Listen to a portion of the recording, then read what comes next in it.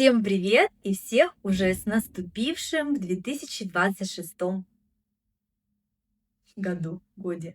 Всем привет и всех уже с наступившим в 2026 году. И всех с Новым годом. Тьфу ты. Всем привет, друзья, и всех с Новым годом. Получается, у нас уже есть традиция записывать интервью с подведением итогов года, потому что записываем уже второй раз. И сегодня у меня есть несколько вопросов, на которые я постараюсь честно ответить. Итак, первый вопрос. Мне будет, наверное, сложно. Вау, интересно. Сразу вопрос такой, как бы не первый, кажется, должен быть. Ну ладно. Какой вопрос ты хочешь задать себе в конце 26 года? Как ты? Вот, и там развернутый ответ на мой вопрос же. Пойдет? Давайте следующий. О, такой большой, видимо, вопрос. Если бы ты писала инструкцию, как пережить этот год, какой был бы первый пункт? Я знаю. Первый пункт. Никогда не думай, что ты знаешь, что будет завтра. Завтра это сюрприз. Очень сложно что-то планировать. Мы как бы планируем, но на самом деле наши планы очень быстро могут меняться, неожиданно, поэтому нужно просто быть к этому готовым. Так, лезет следующий вопрос. Ой, опять какой-то длинный. Если бы этот год можно было описать 3 словами, какие бы ты выбрала и почему? Хорошо, 3 слова.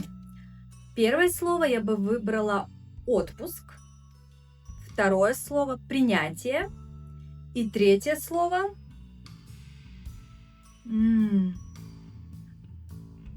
третье слово соприкосновение. Вот какие разные слова. Я могу пояснить, почему. Отпуск. Наверное, это было одно из ярких событий в нашей семье. Мы отправились в небольшое путешествие на море. И когда мы в конце года подводили итог такой семейный, все вспомнили это событие, потому что оно было значимым для нас. А второе – это принятие.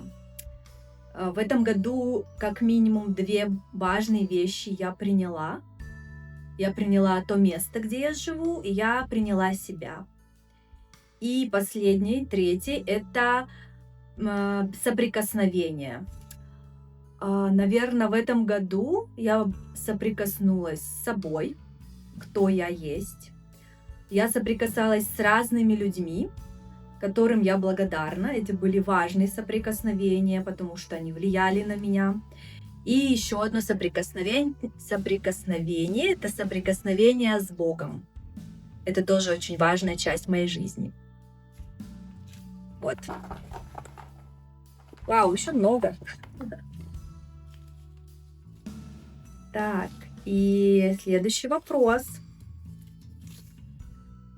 Если бы 2025 год, прошлый, был вкусом или напитком, каким бы он был? Ну, первое, что мне приходит в голову, это кофе. Наверное, потому что я его сильно люблю. А второе, этот напиток, он бодрит, да, какую-то энергию дает, и он имеет терпкий вкус.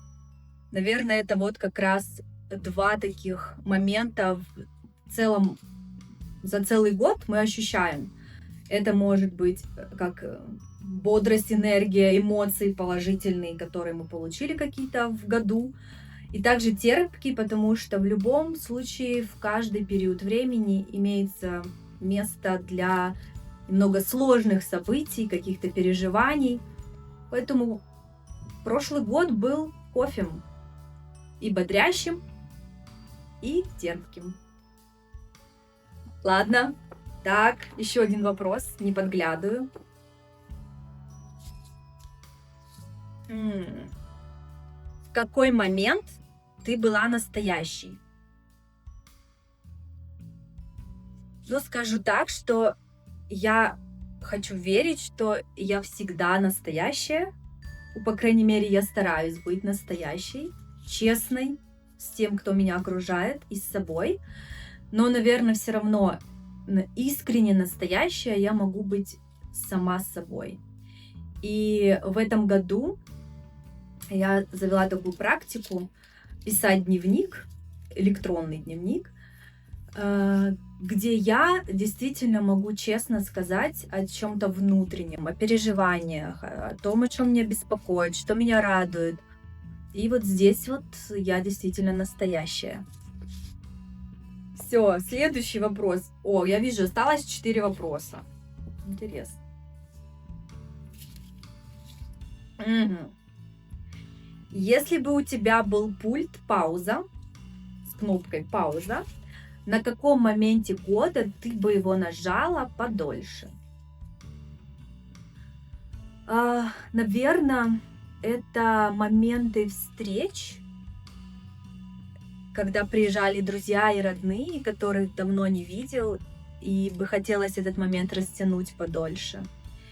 И моменты с друзьями, которые должны уехать. Вот этот момент, пока мы вместе, я бы его остановила и растянула, прежде чем прощаться. Наверное, так.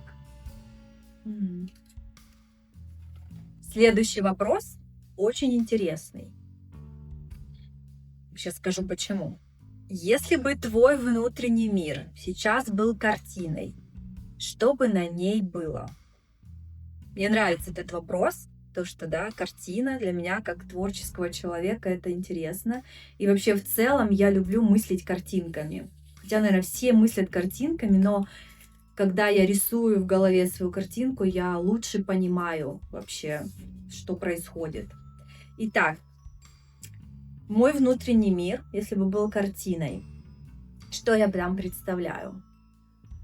Я представляю такой лес, довольно густой, темный, и туман стелится по полу. Но я смотрю вперед и вижу там яркий свет. И полоска света освещает путь, по которому я иду. Вот так я вижу свой внутренний мир. Мне многое непонятно, что происходит, что будет дальше, чего ожидать. Это вот как этот туман и такой темноватый лес. Но у меня всегда есть впереди свет, который указывает мне направление. Это моя картина. Так, еще один вопросик.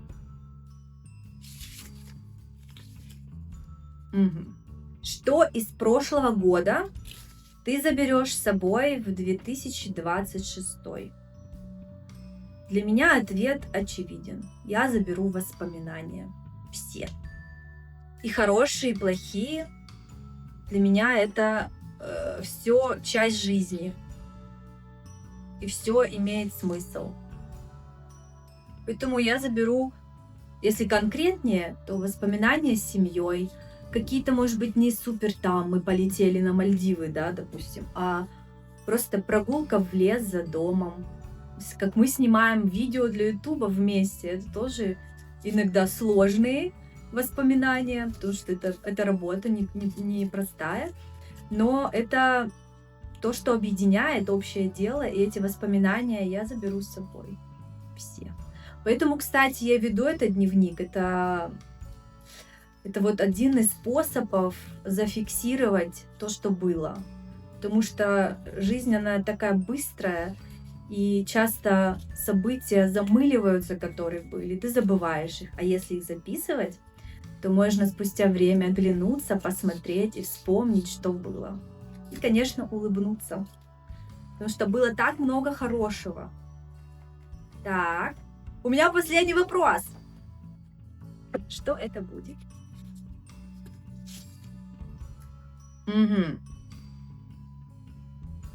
Это, наверное, этот вопрос созвучен с предыдущим, мне кажется. какой момент этого года ты бы сейчас пересняла как сцену в кино? И что бы изменила? Так многие, наверное, отвечают на такой вопрос, что бы ты изменила в прошлом. И многие отвечают ничего, но это правда. Я бы ничего не меняла. Сейчас, оглядываясь назад, наверное, в какой-то момент времени, например, за год, когда я болела, допустим, мне бы не хотелось это повторить, я бы хотела изменить, но сейчас, оглядываясь назад, я понимаю, что это тоже был хороший период в жизни. Для чего-то он нужен был, где-то остановиться, сделать паузу, что-то понять. Поэтому я бы ничего не переснимала и сняла этот фильм в своей жизни с одного дубля. Вот такой ответ. На этом у меня закончились вопросы. И я надеюсь, что у меня получилось сделать выводы с помощью таких, может быть, нестандартных вопросов, выводы о том, какой был прошлый год, подвести итоги. И, конечно, я хочу поблагодарить вас за то, что вы были со мной прошлый год. Вы смотрели наши видео, где мы гуляем, творим, создаем.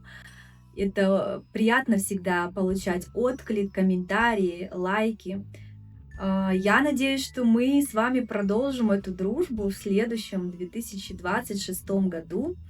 И много-много интересного нас ждет впереди. Я верю и надеюсь. И еще раз всех поздравляю с наступившим Новым годом и желаю вам замечать прекрасное даже в сложные времена. Всем пока! Увидимся!